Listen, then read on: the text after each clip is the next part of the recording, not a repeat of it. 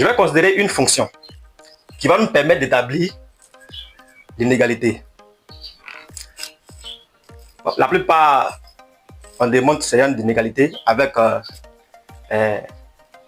des théorèmes de supérieur, mais comme nous sommes au lycée, alors on va utiliser une fonction qui est encore plus simple pour pouvoir démontrer cette inégalité. Alors, déjà, on va retenir que mg exposant n, ça fait bien le produit des i allant de 1 à n, les AI. Donc, considérons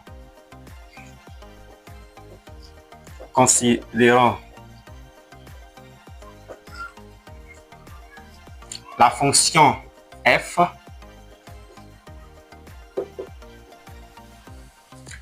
définie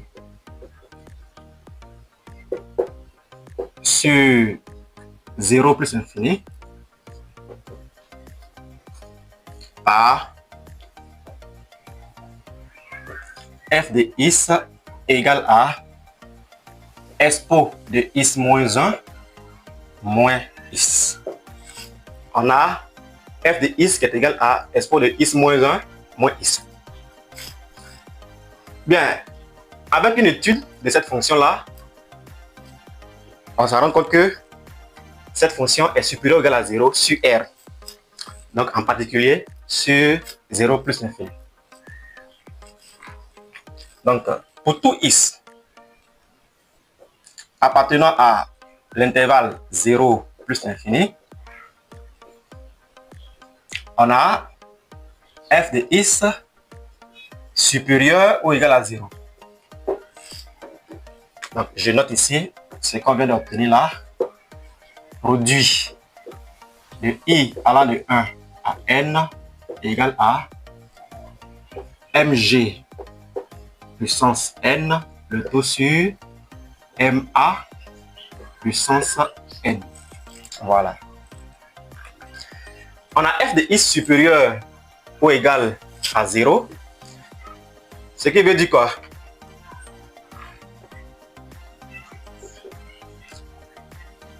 Expo de is moins 1 moins is supérieur ou égal à 0. C'est bien cela. Eh bien, ça aussi, ça veut dire que is inférieur ou égal à expo de is moins 1. On avait dit que is i était AI sur MA. Mais is-i est positif, puisque AI, tous les AI sont positifs, MA positif, et donc is-i appartient bien à 0 plus infini. Ce qui veut dire que is-i vérifie cette inégalité. Donc, je vais mettre alpha ici. Voilà. Donc, is-i vérifie alpha. Ça veut dire que on a is-i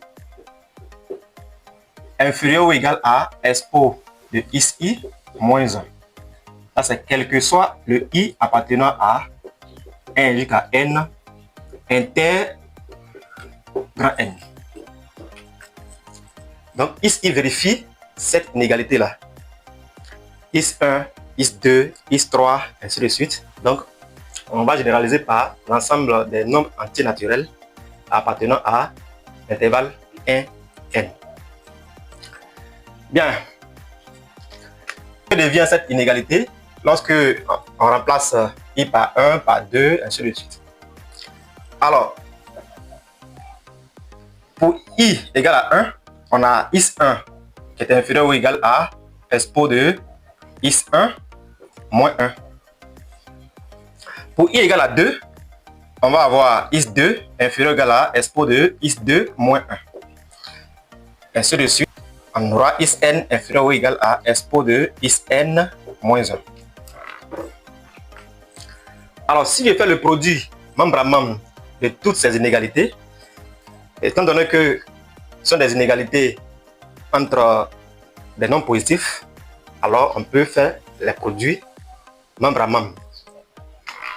Et donc, j'obtiens, voilà, j'obtiens is1 fois is2 fois isn qui sera inférieur ou égal à expo de is1 moins 1 fois expo de is2 moins 1 fois expo de isn moins 1.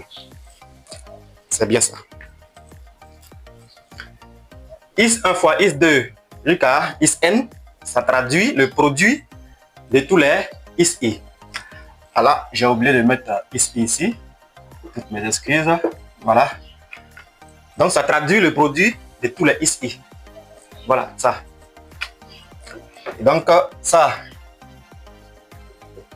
équivaut à dire que produit de i allant de 1 à n de tous les is-i là est inférieur ou égal à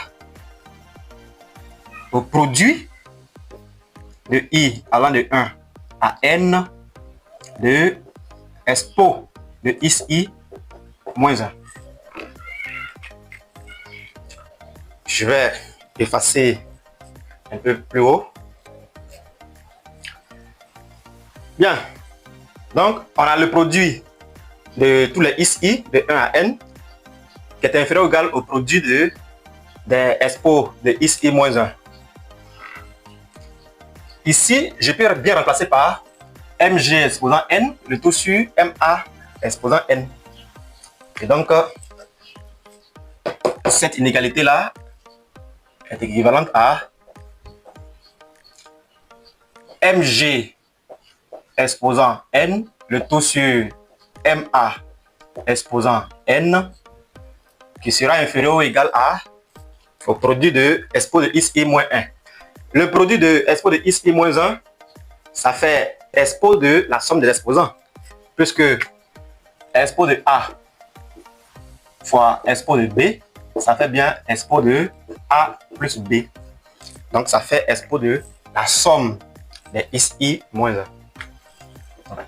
C'est expo de somme des i allant de 1 à n de is-i moins 1. Voilà. Alors, j'ai toujours à gauche mg exposant n, le tout sur ma exposant n, qui sera inférieur ou égal à expo de la somme des i allant de 1 à n là, de is-i moins n. Parce que la somme de i allant de 1 à n de 1, ça fait bien n. Donc, on a moins n. Alors, qu'est-ce que celui-là nous donne? Cette somme-là, alors, déterminant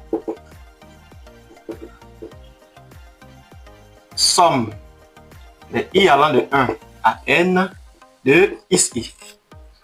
Voilà. Is-i, par définition, c'est le quotient de AI par MA.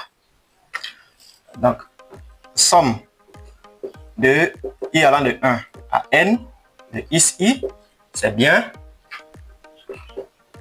somme de i allant de 1 à n de AI, le tout sur MA. Mais MA ne dépend pas de i, donc peut sortir de la somme. Ce qui nous donne 1 sur MA, somme de i allant de 1 à n de AI.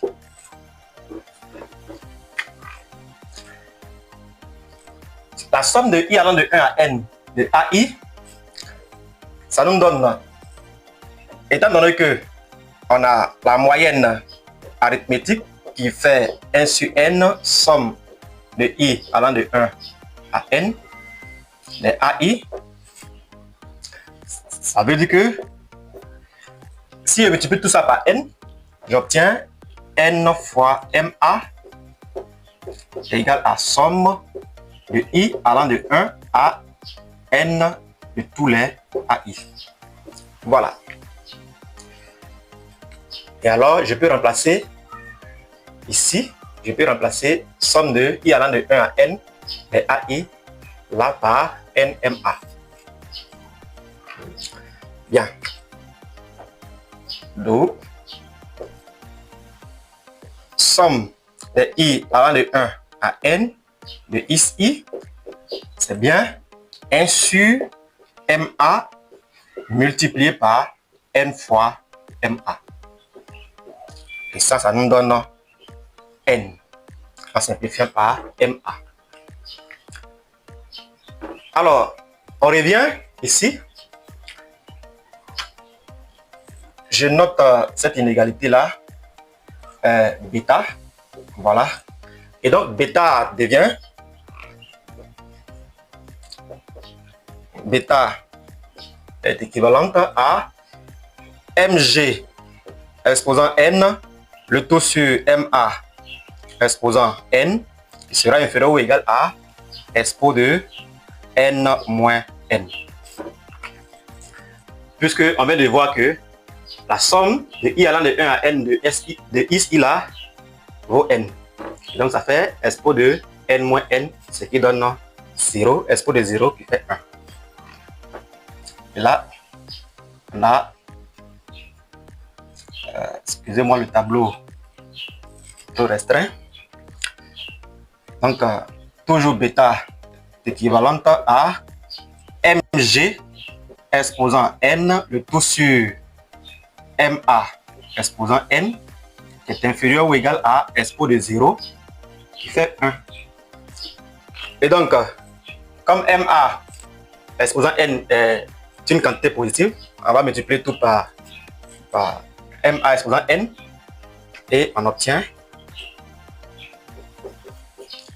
mg, voilà, exposant n est inférieur ou égal à ma exposant n.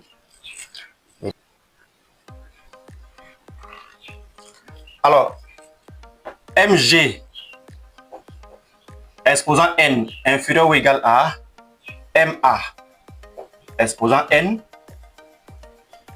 équivaut à, en passant à la racine nème de 2, on obtient mg inférieur ou égal à ma. Voilà. Et donc, on vient de démontrer que pour n nombre réel positif, on a la moyenne géométrique de ces nombres-là qui est inférieure ou égale à leur moyenne arithmétique. Merci. N'oubliez surtout pas de vous abonner.